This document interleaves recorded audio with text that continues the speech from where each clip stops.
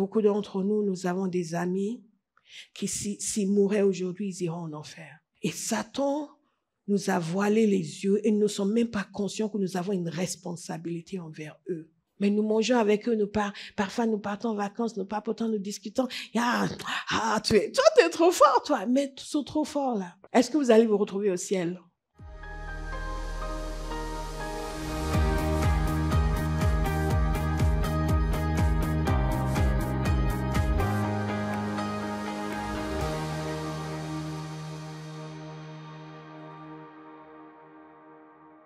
Nous arrivons vers la fin de notre série sur la prière pour le réveil.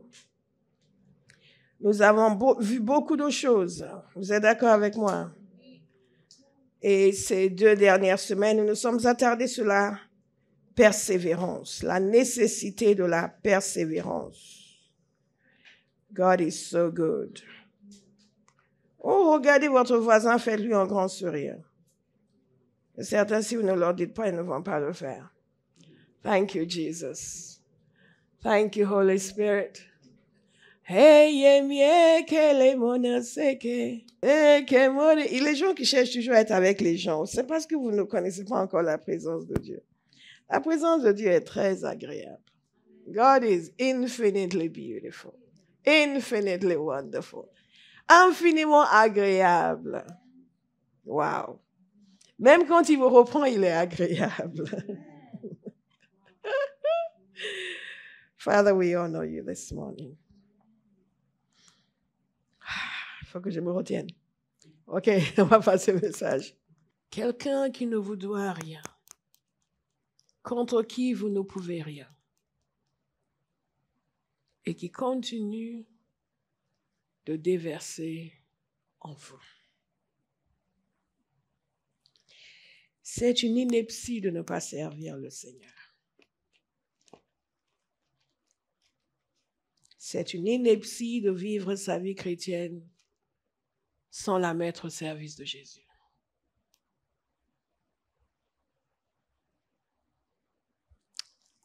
He's too wonderful. Too wonderful. 2 Chroniques chapitre 7. Verset 14.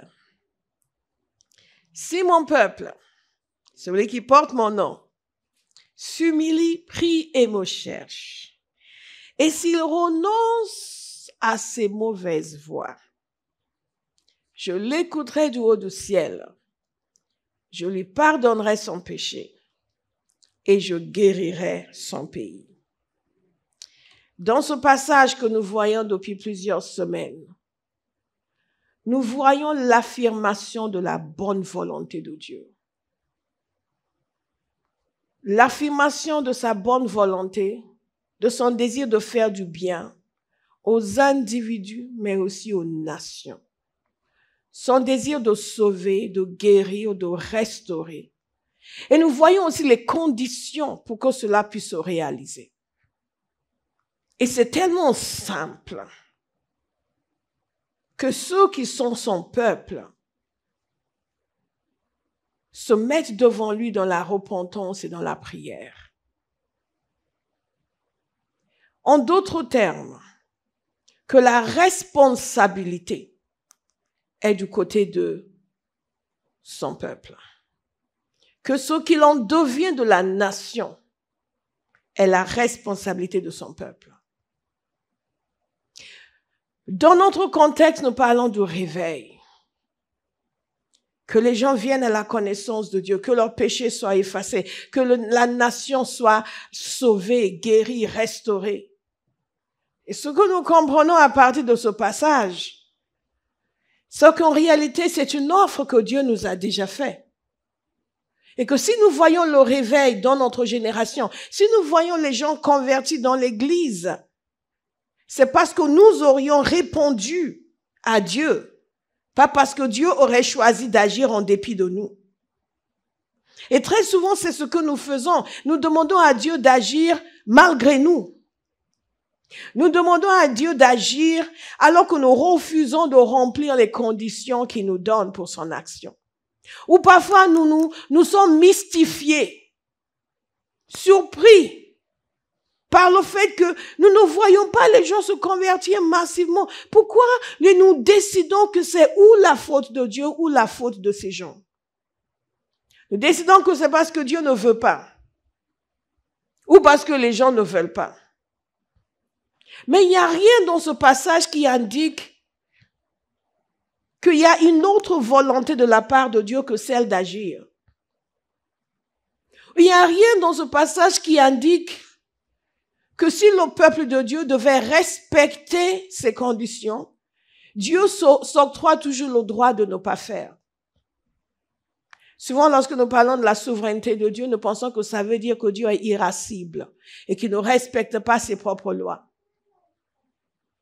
Si Dieu fonctionnait comme cela, nous ne pourrions jamais lui faire confiance sur quoi que ce soit.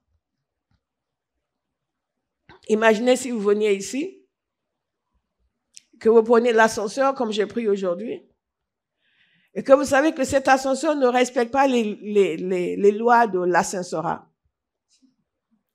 Et que de temps, vous pouvez entrer dedans et rester bloqué une fois sur deux, vous êtes bloqué une fois sur deux, vous arrivez à destination. Comme ça a failli m'arriver aujourd'hui. J'ai dû entrer et ressortir plusieurs fois parce que la porte ne voulait pas se fermer. Mais est-ce que vous savez que j'ai fini quand même par prendre cet ascenseur et je ne suis pas allée prendre l'escalier? Pourquoi? Parce que j'avais foi en la constance de cet ascenseur. Que depuis les années que nous venons ici, il y a une fois seulement où il n'a pas fonctionné. Vous comprenez? Donc je crois que cet ascenseur m'a fait la promesse de m'emmener à l'étage. Et qui tient toujours ses promesses. Donc, à chaque fois que je garde ma voiture, je prends l'ascenseur et j'ai l'assurance. Et ce matin, ça m'a retardé parce que les portes ne voulaient pas se fermer. Je suis ressortie et l'ascenseur s'est refermé. Je dis, mais quand même. Donc, je suis rentrée de nouveau dedans et les portes ne voulaient plus se fermer. Je ne ressors plus. Tu vas te fermer. J'avais foi. Pourquoi? Parce que cet ascenseur n'était pas du genre à dire oui aujourd'hui et non demain. Si Dieu nous faisait des promesses et nous disait ce qu'il allait faire et que, en général, il fait quand il veut, il fait pas quand il veut, nous ne pourrons jamais avoir confiance en lui. Or, il exige que nous ayons confiance en lui. Et le fait même que Dieu exige que nous ayons confiance en lui est la preuve qu'il fait toujours ce qu'il dit. Est-ce que quelqu'un suit mon raisonnement ce matin? Parce que alors que nous arrivons vers la fin de cet enseignement, il y a quelque chose qui nous sera demandé. Et c'est de nous engager avec foi et de nous engager dans la prière pour le réveil, pour le salut de notre génération. L'enseignement n'est jamais pour nous communiquer des informations, mais pour amener une transformation. Et parfois, quand je regarde les personnes du début jusqu'à la fin de l'enseignement, aucun changement dans leur fonctionnement. Mon cœur est profondément attristé. Et je sais que quelles que soient les informations qu'ils ont retenues, ils sont passés à côté de 2 mois, 3 mois, 5 mois d'enseignement. J'ai déjà fait un long enseignement sur la guérison qui a peut-être duré, je ne sais pas, 6-7 mois, c'est bien qui pourrait me dire. Ah, vous pouvez me le dire aussi si vous allez en ligne, mais je ne sais pas si c'est enseignement en ligne. Enfin, très longue série sur la guérison. C'était au tout début quand j'ai commencé à enseigner sur la guérison. C'est une très, très longue série sur la guérison. Cela a duré des mois et des mois et des mois. Je pense que, à part Éphésiens, ça doit être la série la plus longue que j'ai faite. À la dernière réunion, j'ai senti je priais pour les gens et j'ai senti que quelqu'un avait un problème spécifique. Et quand j'ai regardé les gens qui étaient là, c'était les gens qui avaient suivi ces enseignements. Et j'ai douté moi-même de la parole de connaissance que j'ai eue. Je me suis dit, ce n'est pas possible. Ce n'est pas possible que quelqu'un ait cette maladie, ait suivi ces enseignements, n'est pas encore guéri, et 2, ne soit jamais sorti pour la prière. Est-ce que vous comprenez ce que je veux dire? À la fin de la réunion, à l'extérieur, une personne proche de la personne m'a dit, parce que est-ce que vous savez qu'un tel a tel ou tel problème? J'ai dit, pardon. Exactement la parole de connaissance que j'avais eue. J'ai dit quoi? Et je lui ai dit de s'avancer pour la prière, il n'a pas voulu. Malheureusement, j'ai douté de la parole que j'ai eue. Parce que Intellectuellement, ça me semblait improbable que l'on puisse suivre un tel enseignement et ne pas demander la prière pour la guérison. Et vous voyez cela, on continue. Nous sommes dans une série sur la prière depuis 2 mois. Et il y a des gens que je n'ai pas vus à la prière une seule fois. Ce qui veut dire que tout ce qui a été dit n'a pas pénétré encore. Donc, je veux vous encourager à la fin de cette série, qui va se terminer ou aujourd'hui ou la semaine prochaine, de ne pas considérer que vous avez suivi l'enseignement sur la prière pour le réveil. Considérez que vous n'avez pas encore compris. Si cela ne vous a pas motivé une seule fois à assister à la prière, vous n'avez toujours pas saisi. Parce que la parole n'est pas juste des informations, cela produit une transformation intérieure. Vous devrez me remercier pour ce que je vous dis, parce que c'est pour vous aider.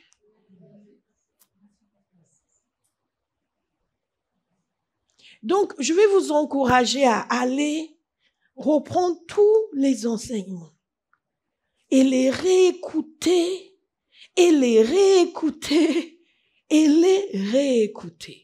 Et vous interdit d'écouter toute autre chose jusqu'à ce que vous voyez naître en vous un feu pour la prière, un feu pour le réveil, un feu pour le salut de votre génération. Il en va de même pour ceux qui n'ont pas encore mis les pieds à l'évangélisation. Il en va de même pour ceux qui ne sont pas encore en binôme.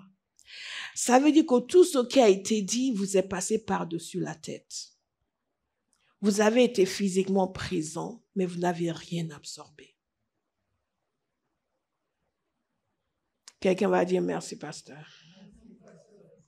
Si vous voulez que je vous dise, je suis sûr que maintenant vous êtes devenus des géants de la prière, je serai en train de mentir. Je suis dans le ministère depuis plus de 20 ans et je sais comment ça fonctionne. La parole doit produire un changement. Mercredi soir,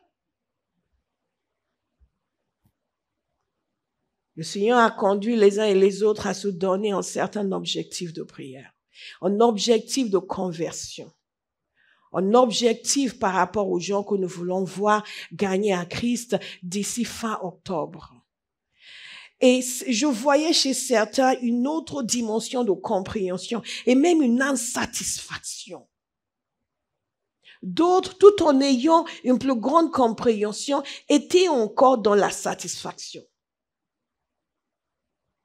Vrai ou faux pour ceux qui étaient là? Personne ne veut répondre. Merci Colette. Vrai. Donc nous pouvons écouter la même parole et pour produire des effets différents en nous. Ça, ce n'est même pas mon message. Mais quelqu'un a besoin de l'entendre ce matin. Donc dites merci, pasteur. Alléluia. S'il y a une chose dont je ne serai jamais accusé devant le trône de Dieu, c'est d'avoir menti à l'église. Et c'est d'avoir menti aux brebis. Et donc, nous voyons qu'il y a eu une progression chez certains. Une plus grande conscience du fait que Dieu compte sur nous. Dieu compte sur nous dans notre génération. Et que nous pouvons changer quelque chose. Et nous ne sommes pas censés rester là les bras croisés. Nous avons une force d'action. Dieu nous a dit que si nous prions, si nous nous humilions, il va guérir le pays. Alléluia. Donc, Abba House, Abba House, Abba House, Abba House, nous allons prier. Et nous avons mis l'accent sur la persévérance et l'importance de la persévérance et quels sont les facteurs de la persévérance. Qu'est-ce qui fait que l'on puisse persévérer? Je vous ai dit que toute ma vie adulte, j'ai passé à prier pour le réveil en France, pour le continent européen. Le Seigneur m'a montré des choses spécifiques. Et je refuse de mourir sur mon champ de mission en regardant mon nombril. Et je refuse de vous laisser faire la même chose.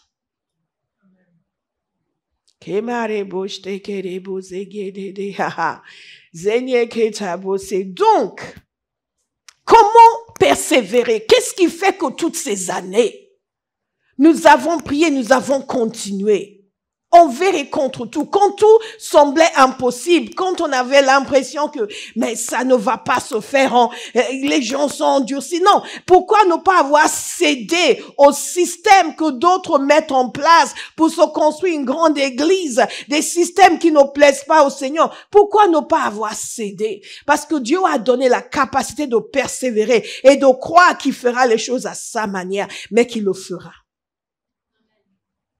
Dieu veut faire. Dieu veut faire. Mais pas de n'importe quelle manière. Et pour ceux qui ne le savent pas, je vais vous raconter. Des gens comme Colette l'ont déjà entendu 20 000 fois.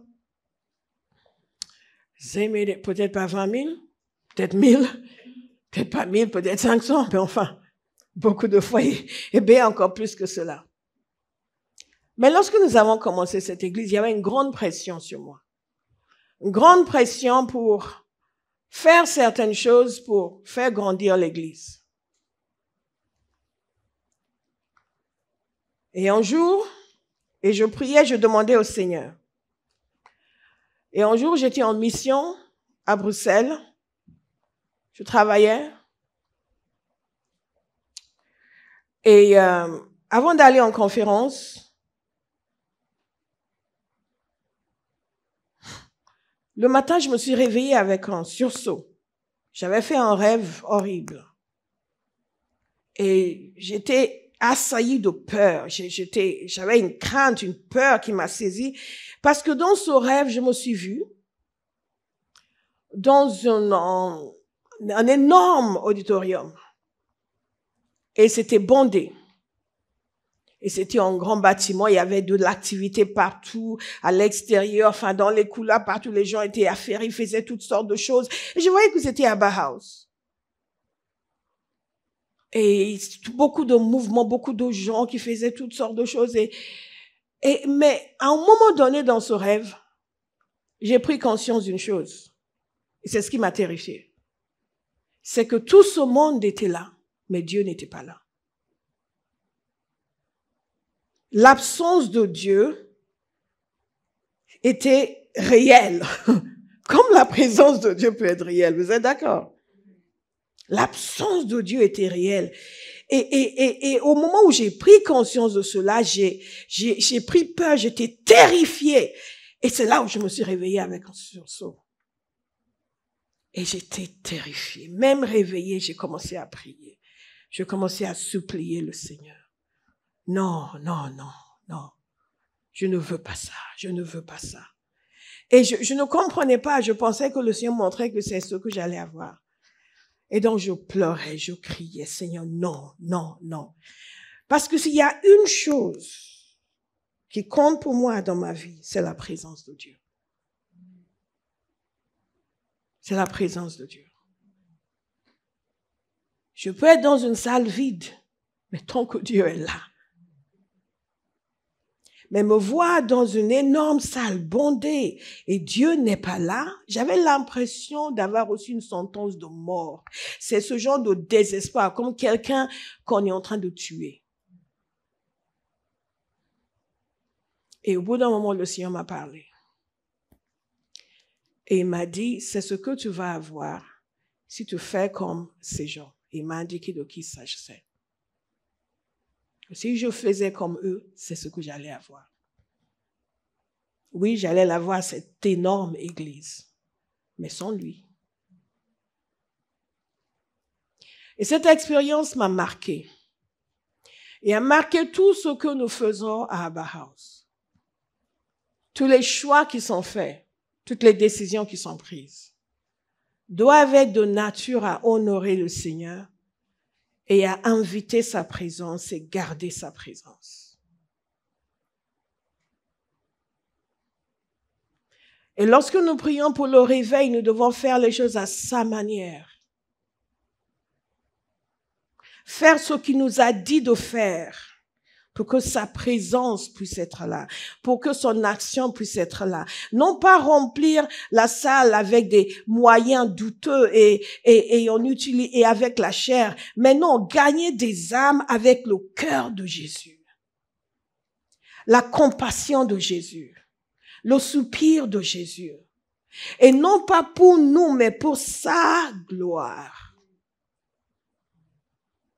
Donc, nous ne pouvons pas faire l'économie de la prière. Nous ne pouvons pas faire l'économie de la repentance. Parce que c'est le moyen qu'il a décrété pour qu'il guérisse le pays, pour que les gens viennent à la connaissance de Dieu et que sa présence soit là. Est-ce que vous me suivez? Donc, si vous vous demandez pourquoi certaines choses, vous n'arrivez pas à les imposer à pasteur, c'est parce que j'ai vu ce qui m'attend si je ne fais pas les choses selon la conviction du Saint-Esprit. Et que j'ai décidé plutôt mourir que de vivre sans sa présence. Donc, nous allons prier à Bauhaus. Et nous allons prier encore et Dieu va répondre parce qu'il a promis de le faire. Et nous allons avoir la joie de voir le réveil, avoir la joie de voir des multitudes se convertir, avoir la joie de le voir agrandir son œuvre, implanter des églises partout en France, partout sur ce continent. Nous allons avoir la joie de le faire, mais le faire à sa manière, en respectant sa loi et avec sa présence. Alléluia.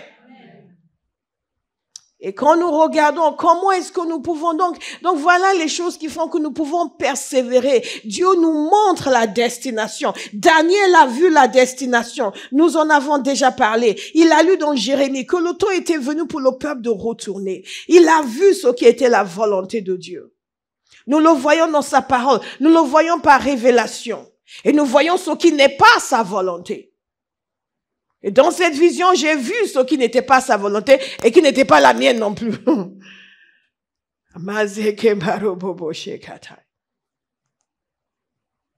Et nous avons vu que la conduite du Saint-Esprit, plus que toute autre chose, c'est ce qui nous permet de persévérer dans la prière. Commencer et ne pas nous arrêter. Ne pas décider, aujourd'hui je ne pourrais pas aller à la prière, je me sens pas bien. Et tout d'un coup, je mets la télévision. Je me sens assez bien pour regarder la télé, mais pas pour prier. Ou ce matin, non, c'est trop compliqué. Toutes ces choses que nous acceptons dans nos vies, qui font en sorte que nous ne persévérons pas, il y a une solution. Revenez sur les différents points que je vous ai donnés. Mais il y a un point particulier qui me tient à cœur et que je vais partager avec quelqu'un ce matin. Et ce point est quelque chose qui est accessible à tous, mais que l'on ne retrouve pas chez tous. C'est une sainte indignation. Une sainte indignation, un cri pour l'honneur de Dieu. Et pour ne pas laisser de la place au diable. Quand nous faisons la délivrance, et que je vois un chrétien que Satan opprime, je ressens une sainte indignation.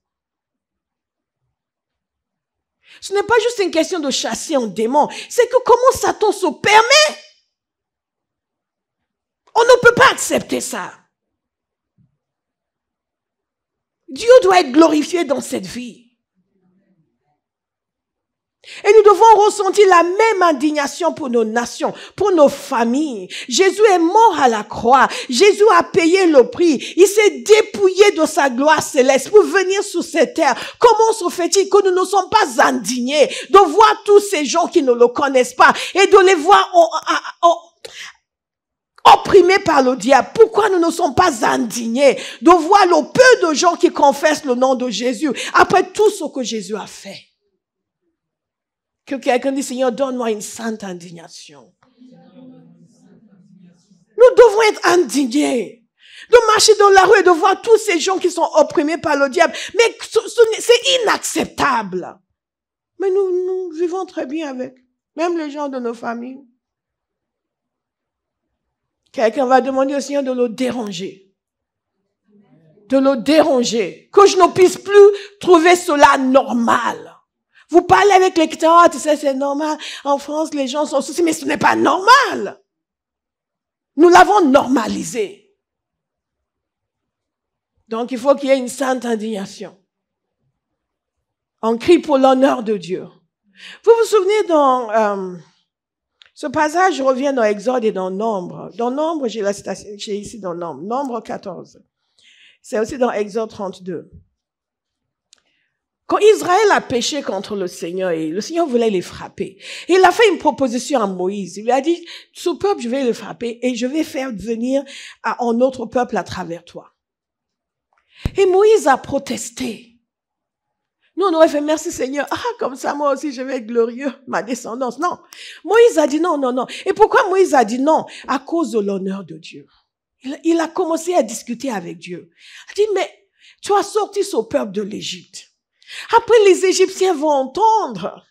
Ces peuples alentours vont entendre. Ils vont dire que tu les as exterminés parce que tu n'avais pas la capacité de les emmener dans la terre promise. C'est une façon de dire non, Seigneur, ton honneur est en jeu.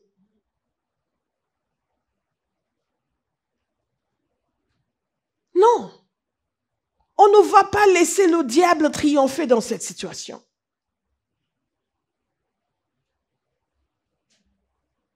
À chaque fois qu'il y a une action qui est contraire à la volonté de Dieu, et là je digresse dans votre vie, ne commencez pas juste à pleurer, Seigneur, aie pitié de moi. Décidez que dans cette situation, on n'honore pas le Seigneur et ça ne va pas se passer comme ça. Ayez plus de cris pour l'honneur de Dieu que pour votre bien-être. Seigneur, ta parole dit, tu n'es pas un homme pour mentir. Cette situation va changer et elle va glorifier ton nom. Alléluia. Que le cri pour son honneur nous envahisse. Quelqu'un vient insulter Jésus et vous êtes là, vous dites, ouais, mais bon, c'est comme ça, les gens, vous commencez à prier pour lui. Père, il faut qu'il soit en sorte de Tarse. Que cette même bouche avec laquelle il t'a déshonoré, qui vienne maintenant te glorifier. Nous autres, il y a certainement des gens qui ont prié pour moi. Parce que nous avions la langue acerbe et nous disions des choses très désagréables aux chrétiens qui venaient nous annoncer l'évangile. Je suis sûre que quelqu'un quelque part a dit, Seigneur, cette petite-là, ne la lâche pas, sauve-la et qu'elle vienne annoncer l'évangile. Et qu'elle vienne s'exposer elle-même, qu'elle t'avait déshonoré et maintenant elle t'honore. C'est le cœur que nous devons avoir pour l'honneur de Dieu dans notre génération. Vous savez, je vous avais parlé de cet homme qui s'appelait John dans le réveil de l'île de Lewis, celui qui priait beaucoup. Et de cette ville qui semblait, ce village qui semblait totalement fermé. Et les autres villages connaissaient le réveil, mais là, les gens ne voulaient rien entendre. Et ils étaient en train de prier. Ils ont commencé en groupe de prière pour prier pour ce village. Et cet homme a dit quelque chose que j'ai noté ici parce que c'est vraiment puissant. Et ça va dans le sens de cette indignation, ce cri pour l'honneur de Dieu, pour voir le diable vaincu. Et il dit ceci, il y a 5 serviteurs dans cette réunion. Il était en train de prier. Et je ne sais pas où l'un d'entre eux se trouve en ta présence, pas même Monsieur Campbell, l'évangéliste. Mais si je connais en ton soit peu mon pauvre cœur, je pense que je peux dire, et je pense que tu le sais, que j'ai soif. J'ai soif de voir le diable vaincu dans cette paroisse. J'ai soif de voir cette communauté saisie. Comme tu as saisi Barva, c'est un autre village. J'aspire à un réveil. Et Dieu, tu ne le fais pas. J'ai soif. Et tu as promis de verser de l'eau sur moi.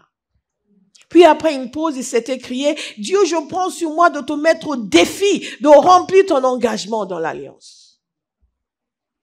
Kamazeke, ça c'est un homme qui avait un fardeau et un cœur. Est-ce que nous avons ce genre de fardeau? Pour dire, Seigneur, je te mets au défi de remplir ton engagement. Le diable ne peut pas avoir le dernier mot dans cette situation. Il n'est pas question. Tu dois déverser la pluie sur cette terre desséchée. Ton honneur est en jeu. Est-ce que nous le ressentons quand nous regardons Paris? Seigneur, Satan ne peut pas vaincre dans cette ville. Où nous sommes les premiers à dire, ah, mais tu sais, le diable sévit ici. Oh, Satan a pris tout ce pays. Satan a tout pris. Nous, on est juste là dans notre coin, on attend le retour du Seigneur. Dis, je refuse de voir le diable agir, sévir et triompher. Alléluia. Disons, j'ai soif de voir le diable vaincu à Paris. Dites-le encore. Dites-le encore. Et si vous ne ressentez aucune soif de voir le diable vaincu à Paris, notez-le et commencez à prier. Père, donne-moi d'avoir soif de voir le diable vaincu à Paris. Tu l'as fait pour ces hommes, fais-le aussi pour moi. Alléluia. Détruis mon indifférence. Il y a une histoire qui nous a racontée concernant David. Vous vous souvenez quand David a battu Goliath? Quelle était la différence entre David et Goliath? Entre David et ses frères et tous les autres soldats. Les autres soldats pensaient à leur sécurité. David pensait à l'honneur de Dieu. Aujourd'hui, dans l'église, beaucoup de gens pensent à leur confort. Quand il s'agit de prier, quand il s'agit d'aller évangéliser, ils ont toujours quelque chose à dire. Oui, mais j'ai pas le temps. Oui, mais j'ai un emploi de temps chargé. Oui, mais j'ai ceci. Oui, mais j'ai cela. Oui, mais c'est loin. Oui, mais tout est centré sur leur confort.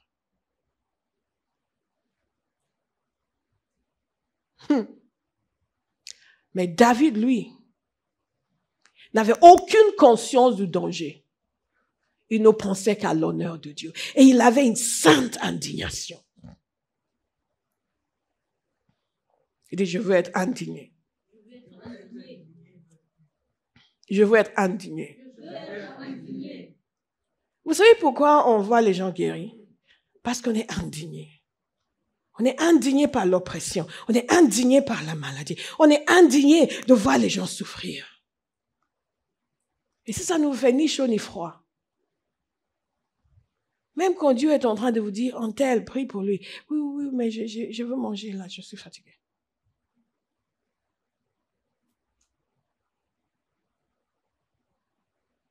Est-ce que vous êtes encore là? Qui veut être indigné?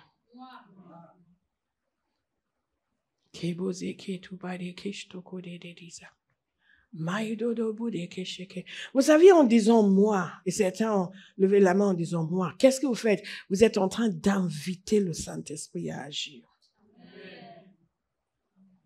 Est-ce que vous me suivez? Vous êtes en train d'inviter le Saint-Esprit à agir. Vous êtes en train de dire aux anges, nous sommes partenaires. David a dit, mais qui est ce circonstance, ce Philistin circonstance, ce Philistin incirconcis, pour défier les armées de l'Éternel? Les autres n'ont pas pensé à ça. Ils ont dit, oh, on ne veut pas mourir.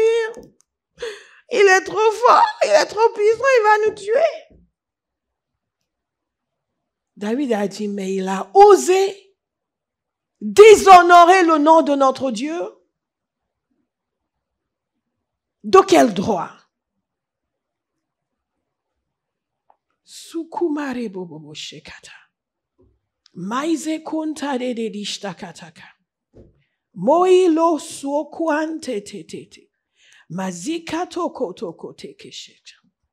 C'est comme quand vous évangélisez quelqu'un et que vous partez de là et vous ne priez plus pour la personne. En réalité, vous n'avez rien à cirer de sa conversion. Parce que quand le cœur est indigné, pour dire, il n'est pas question que le diable puisse vaincre dans la vie de cette personne, vous allez prier. Nous persévérons dans la prière parce que nous trouvons les actions de l'ennemi dans la vie des gens dans notre génération insupportables.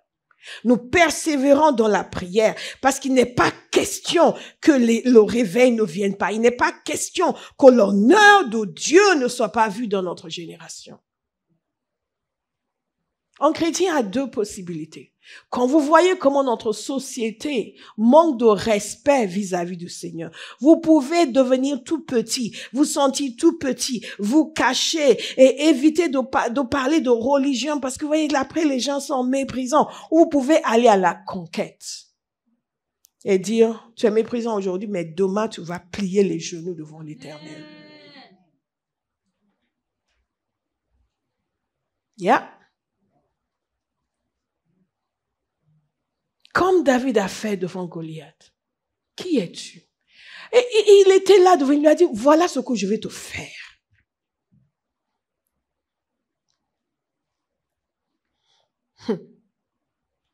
Dites à quelqu'un, tu n'es pas autorisé à te plaindre. Tu es autorisé à réagir et à combattre pour l'honneur de Dieu. Jésus n'est pas mort que pour nous. Tous ces gens qui sont sous l'emprise des ténèbres, Jésus est mort pour eux aussi. Et nous devons avoir une sainte indignation pour dire qu'ils viennent eux aussi pour glorifier le nom du Seigneur.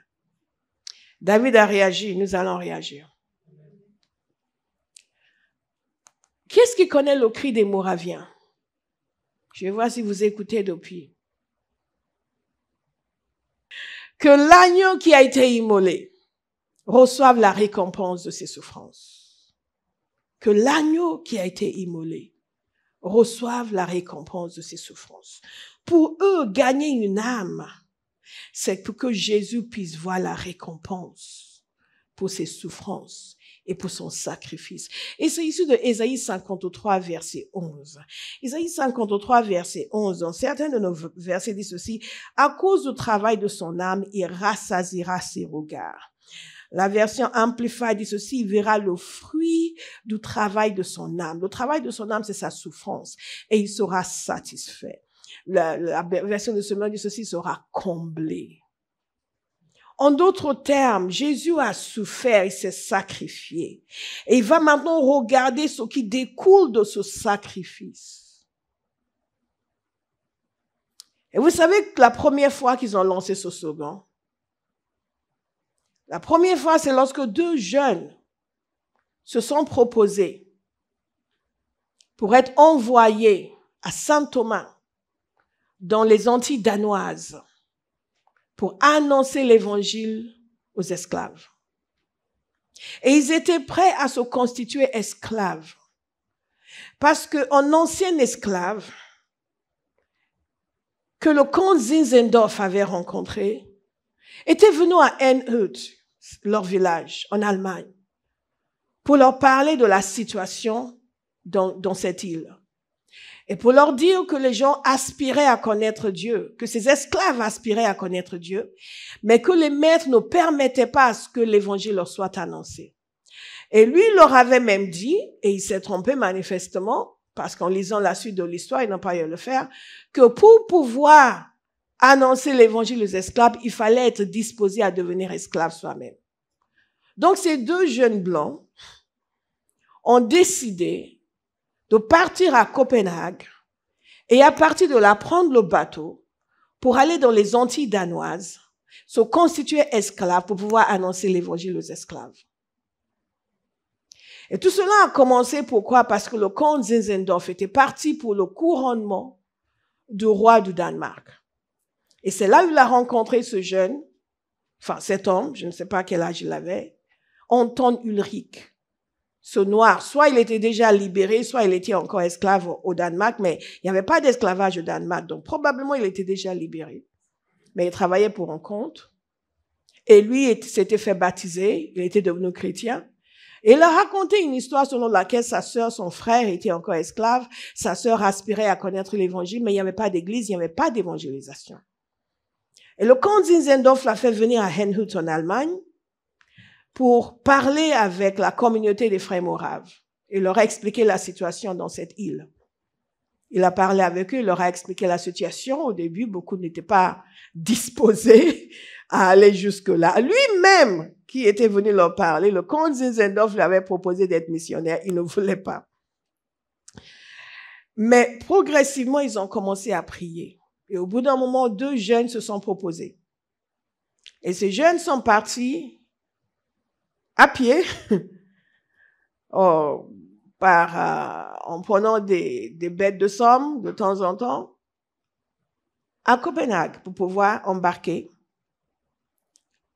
en dépit de l'hostilité pour les Antilles danoises. Ce qui est intéressant, c'est que c'était le début des missions dans l'ère moderne.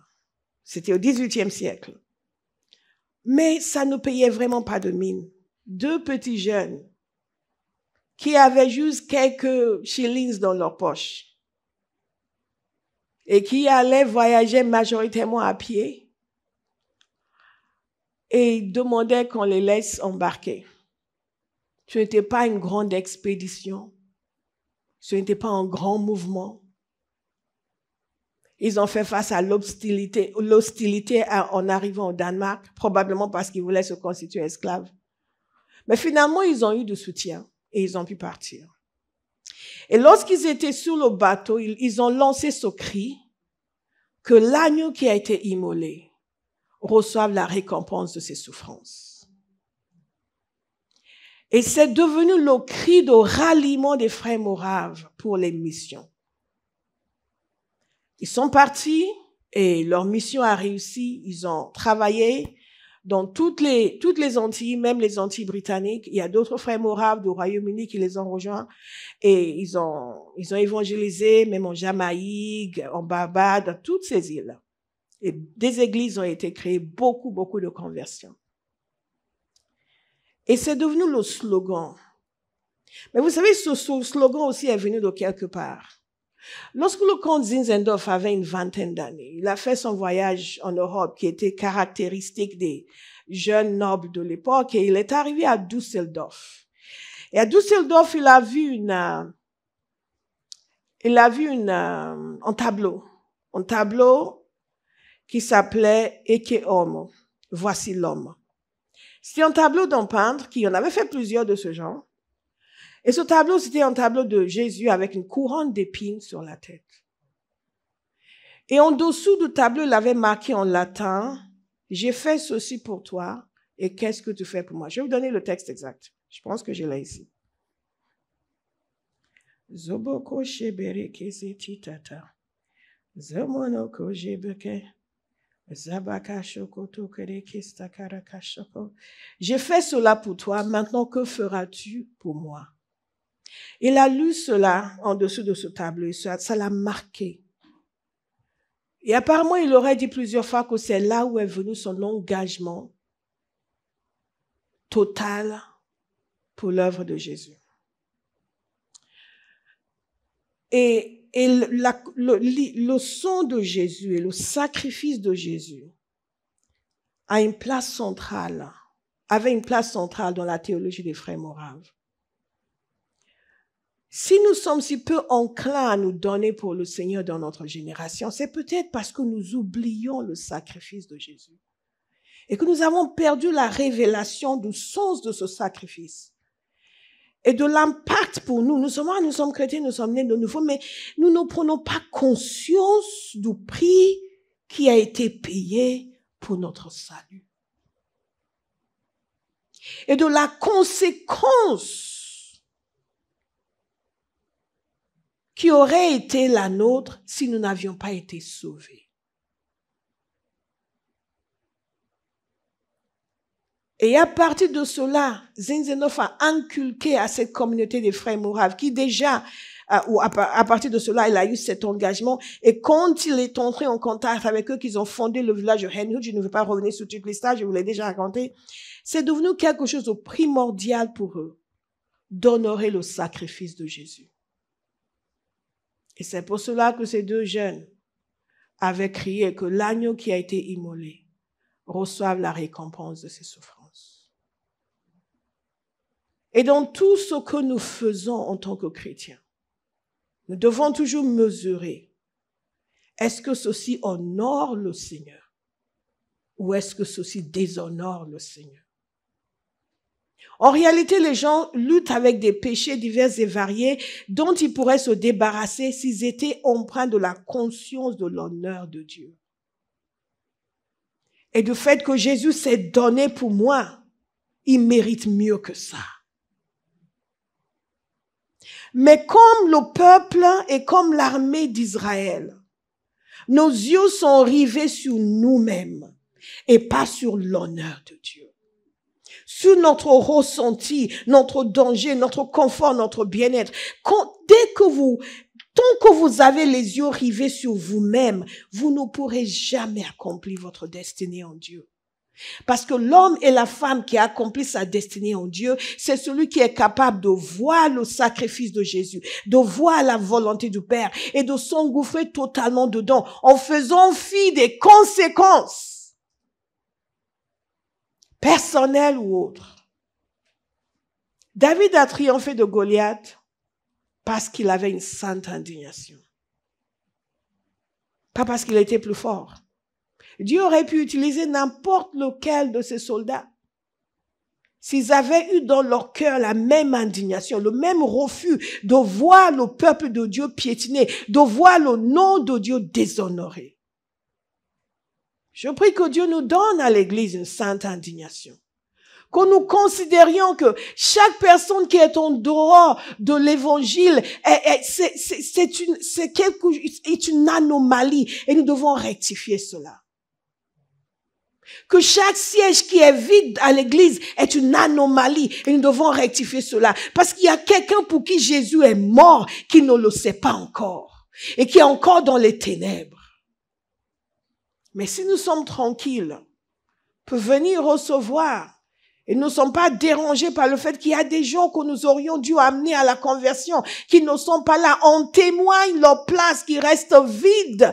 Dieu ne peut pas faire grand-chose avec nos vies. Une sainte indignation, le refus du statu quo, l'insistance pour que la volonté de Dieu se fasse. L'insistance. Et vous savez, le départ de ces deux jeunes, c'était le lancement des missions mondiales. Ces deux jeunes sont arrivés dans les îles, aux Antilles. Il a fallu 50 ans pour que d'autres églises commencent à envoyer des missionnaires. Même William Carey, que l'on appelle le père de la mission, nous avons parlé longuement de lui, parti en Inde. Il s'est inspiré de l'exemple des frères Moraves. Mais tout cela a commencé avec deux jeunes qui ne payaient pas de mine. Deux jeunes. Et après eux, les frères Moraves vont envoyer des missionnaires en Afrique du Sud. À l'époque où les Blancs estimaient que les Noirs n'avaient pas d'âme et qu'il n'était pas nécessaire de leur annoncer l'Évangile.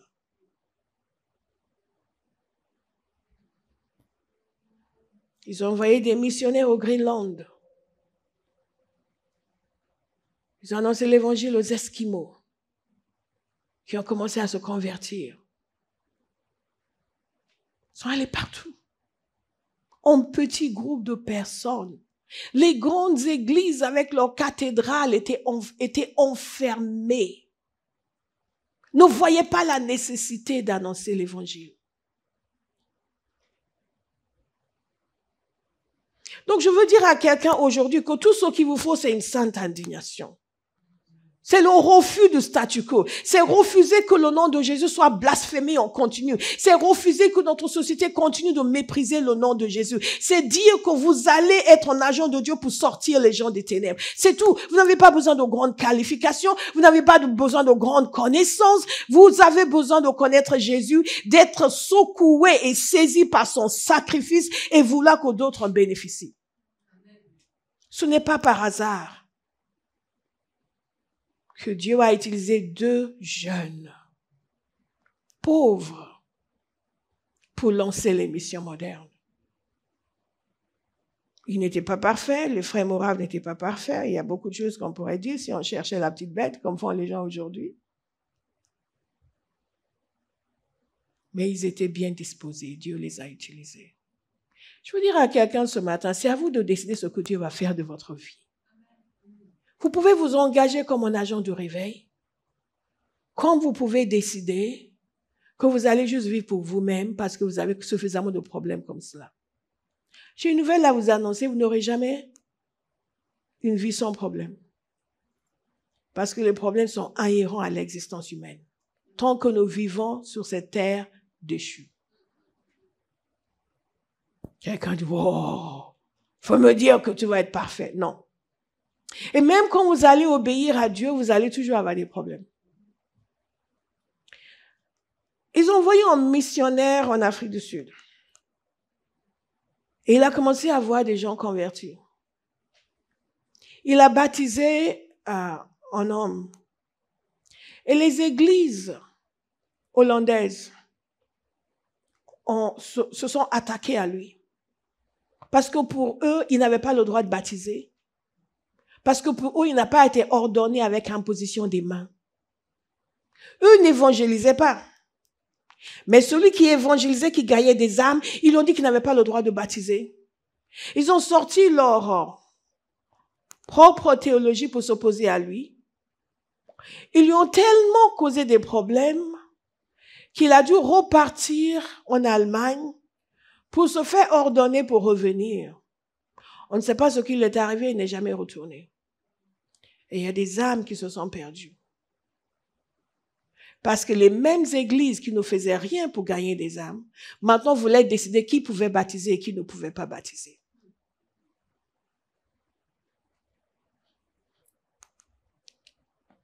Vous savez, Dieu utilise des choses folles de ce monde pour confondre les sages. Nous ne sommes qualifiés que par notre désir et notre soif pour lui, notre volonté de nous engager. Abba House, est-ce que nous voulons nous engager? Certains ne sont pas convaincus. D'autres viennent de se réveiller. Demandez à votre voisin, est-ce que toi tu viens de te réveiller?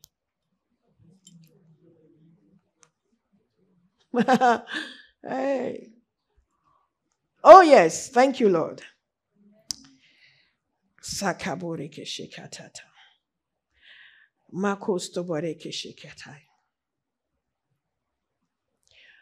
Au nom de Jésus, tout genou fléchira, toute langue confessera que Jésus-Christ est Seigneur, à la gloire de Dieu le Père.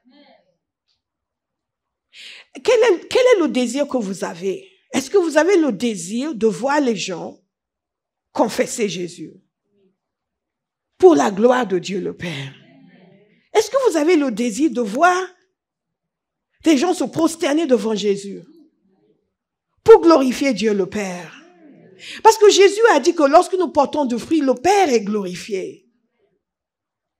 Est-ce que vous avez le désir d'aller gagner des âmes, de sortir les gens des ténèbres pour que Jésus voit la récompense de ses souffrances? Que c'est pour cela que je suis mort. Et plus il vient dans le royaume, plus il est satisfait.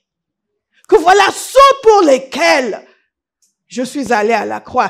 Est-ce que vous avez ce genre de désir? De dire, je vais aller les sortir des ténèbres. Je vais annoncer l'évangile. Quel que soit ce que ça me demande, je les amènerai massivement à l'église pour que Jésus puisse voir et recevoir la récompense de ses souffrances.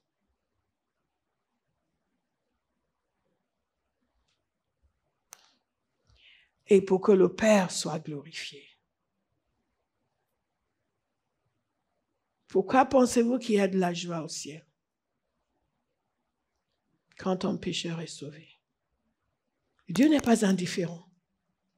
Au contraire, qui a dans son cœur de provoquer de la joie au ciel? Est-ce que nous avons même conscience de ces choses? Ou est-ce que la télévision nous a tellement abrutis que les choses du royaume n'ont pas de valeur pour nous, mais nous pouvons raconter toutes les séries télévisées? Il y a une génération qui est en train de passer à côté de sa destinée en se laissant abrutir par les choses du monde.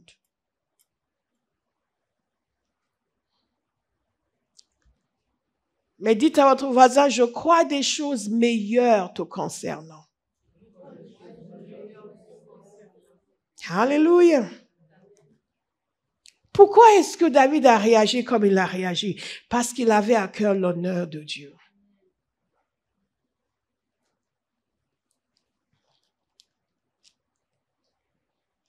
Que l'Éternel nous délivre de l'indifférence et de l'obsession avec nous-mêmes. La semaine dernière, nous avons parlé de sacrifice. Et lorsque l'honneur de Dieu a de la valeur pour nous, lorsque l'honneur de Dieu nous prend les tripes, nous sommes prêts à tous les sacrifices. Qu'est-ce que ça demande, je le ferai. Qu'est-ce que ça va me coûter, ça n'a pas d'importance. Mais Jésus doit être glorifié. Le Père doit être glorifié. Alléluia. Disons-le ensemble, le Père doit être glorifié. Le Père doit être glorifié. Jésus doit recevoir la récompense de ses souffrances. Jésus doit recevoir la récompense de ses souffrances. Alléluia. Ça doit être notre mentalité. Et pendant 100 ans, ils ont prié. 24 heures sur 24. Parce qu'ils tenaient à ce que l'agneau qui a été immolé reçoive la récompense de ses souffrances. Et ils savaient que le sang de Jésus a été versé pour la rédemption de l'humanité. Et que Jésus nous a envoyés pour aller annoncer cette nouvelle. Et la vie normale du chrétien, c'est trouver toutes les occasions pour annoncer la nouvelle. Et insister.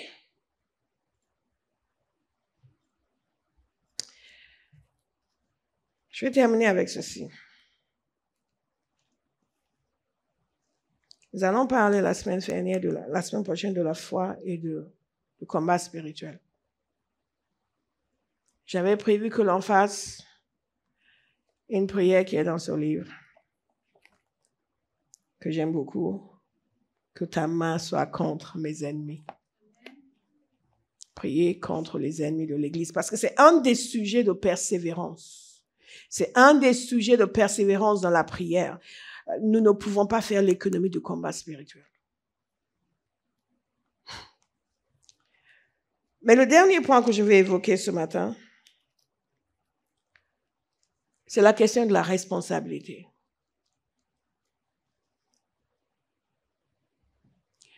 Lorsque nous naissons de nouveau, nous venons à Jésus pour différentes raisons.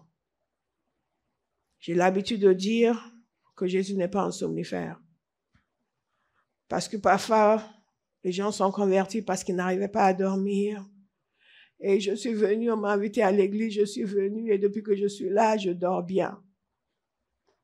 Et donc, la personne donne sa vie à Jésus. Et ça peut colorer toute sa marche avec Dieu. Pensez que sa relation avec Jésus est basée sur le fait que quand j'ai un souci, je demande et Jésus m'aide. Et c'est tout. Et je dis toujours, Jésus n'est pas un somnifère. Et que quel que soit le moyen par lequel nous sommes venus à Christ, la chose qui nous a poussés à être sensibles à l'Évangile, lorsque nous arrivons à Jésus, nous devons maintenant apprendre qui est réellement Jésus et qu'est-ce qu'il attend de nous. Et une des premières choses que nous apprenons lorsque nous commençons à connaître les voies de Dieu, c'est que Dieu nous a donné une tâche à faire pour lui. Et que nous avons une responsabilité en tant qu'enfants de Dieu. Et que non seulement nous sommes indignés de voir les gens opprimés par le diable, mais même si nous ne ressentons pas l'indignation, nous avons toujours la responsabilité. Et que le salut de notre génération, c'est notre responsabilité. Il n'y a aucun enfant de Dieu qui est exclu de cette responsabilité, quelle que soit votre circonstance personnelle. Vous vous souvenez de Madeleine Allard, cette femme qui était clouée au lit. Mais parce qu'elle était consciente de sa responsabilité, elle a prié pour son église. Elle a prié instamment pendant 2 ans que Dieu envoie de l'aide, que Dieu envoie D.L. Moody dans son église, parce qu'elle était consciente de sa responsabilité. Et la conscience de notre responsabilité n'a rien à voir avec notre état. Il y a des gens, ils se portent très bien. Dès que tout va bien pour eux, la prière, pas autant que ça. Et il y a d'autres personnes, parce qu'ils ont des problèmes. Je peux pas prier en ce moment, j'ai trop de problèmes, je peux pas être à la prière, je dois régler tes problèmes. Et vous dites, mais donc, quand tout va bien, tu pries pas. Quand tout va mal, tu ne pries pas. Parce qu'ils ne sont pas conscients du fait qu'ils ont une responsabilité. La parole de Dieu est claire sur le fait que nous sommes sauvés pour servir. Dites, je suis sauvé pour servir. Dites-le avec beaucoup de joie, avec une voix forte. Je suis sauvé pour servir. Encore une fois. Je suis sauvé pour servir. Donc j'ai une responsabilité. Et je veux vous encourager cette semaine à méditer sur votre responsabilité. Et c'est très important parce que nous avons une théologie de droit sans connaître nos devoirs. Donc, pasteur, priez parce qu'il y a ça dans ma vie, il faut que ça parte.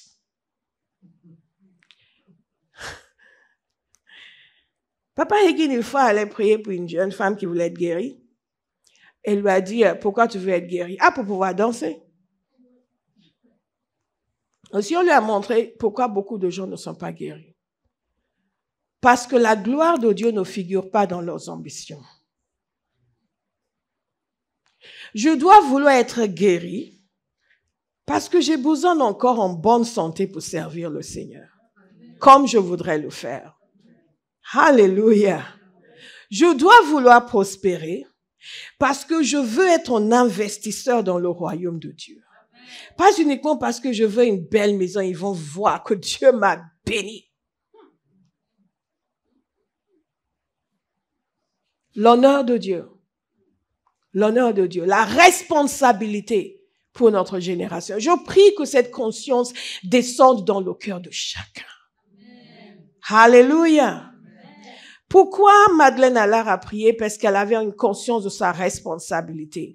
En Afrique du Sud, lorsqu'ils ont appris ce qui se passait à New York dans ces réunions de prière de Jeremiah Lamphia, qu'est-ce qu'ils ont fait? Ils ont préparé un document disant que eux aussi devaient se mettre à la prière et ils ont commencé à prier. Vous savez pourquoi? Parce qu'ils étaient conscients de leur responsabilité. Abba House, nous sommes conscients de notre responsabilité. Et c'est la raison pour laquelle Abba House, Abba House, Abba House, Abba House, Abba House. Parce que sans prière, il n'y a pas de puissance. Il n'y a pas de puissance. Il n'y a pas de puissance. Il n'y a pas de puissance. Il n'y a pas de puissance. Quand nous prions en tant qu'Église pour dire, Père, ta volonté doit t'accomplir. Nous voulons le réveil. Ce que tu veux accomplir dans notre génération, nous voulons faire partie de cela. Collectivement, il y a une grâce qui vient sur nous, un parfum qui vient sur nous, où chacun devient irrésistible. Amen. Et partout où nous allons, les gens veulent nous entendre. Amen. Et nous le faisons à sa manière. Parce que moi, je ne vais pas bâtir une grande église où Dieu est absent.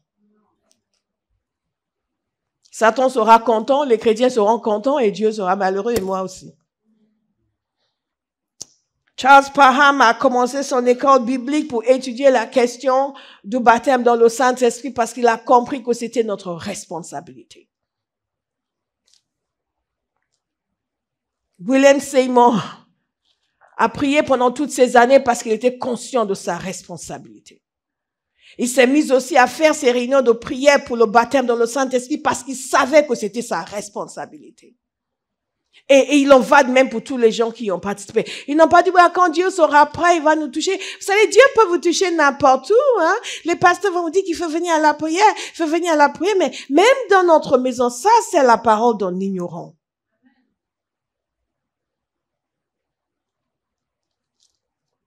Nous cherchons toujours des choses à dire pour justifier notre manque de feu.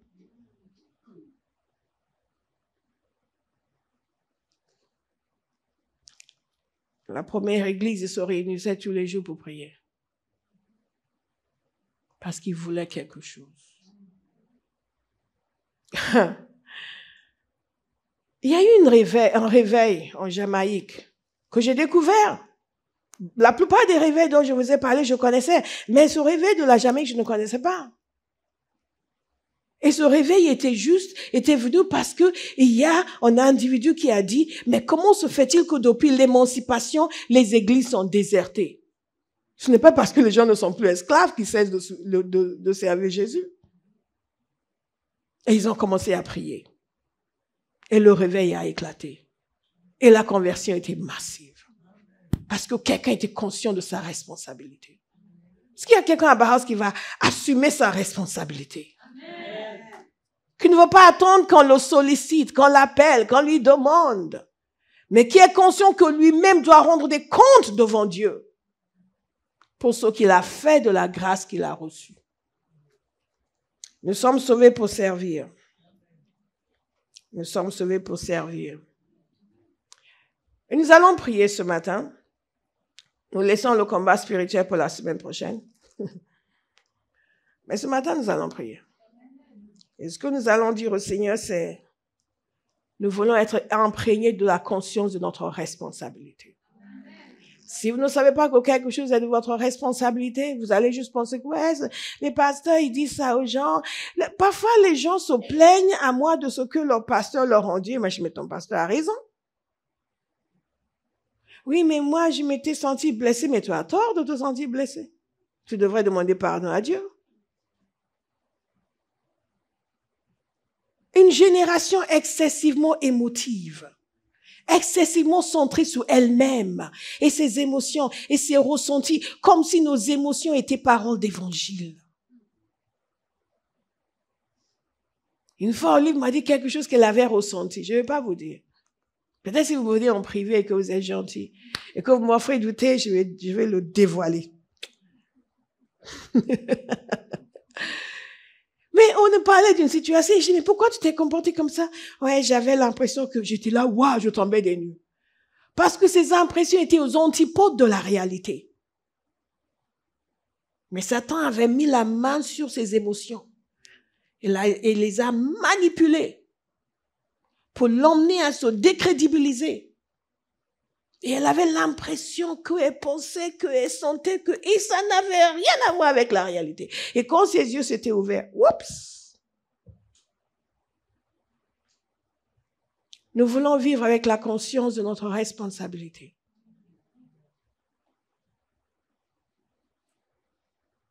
Et je vous assure, rien que ce changement mental, c'est le salut de beaucoup d'âmes. Quand vous prenez vos responsabilités. Beaucoup d'entre nous, nous avons des amis qui, s'ils mouraient aujourd'hui, ils iront en enfer.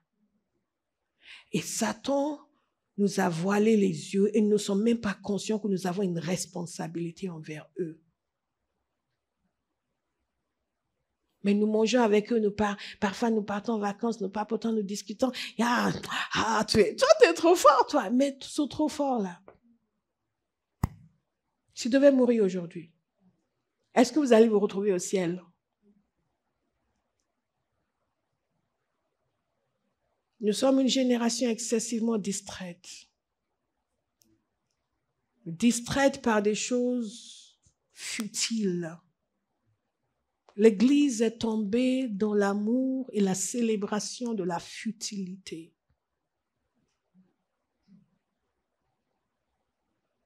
Zinzendorf a vu ce tableau.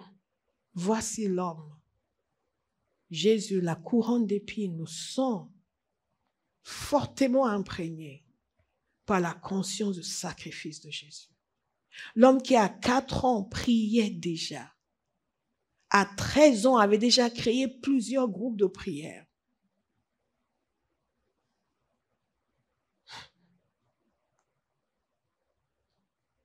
À 20 ans, il a décidé de consacrer toute son existence à Jésus. Donc, quel est votre problème? Quel est votre problème? Ah, si Colette dort devant moi, l'affaire est grave. Est-ce qu'il y a quelqu'un qui veut dire, Seigneur, je reconnais que je n'ai pas le sens de responsabilité que je devrais avoir.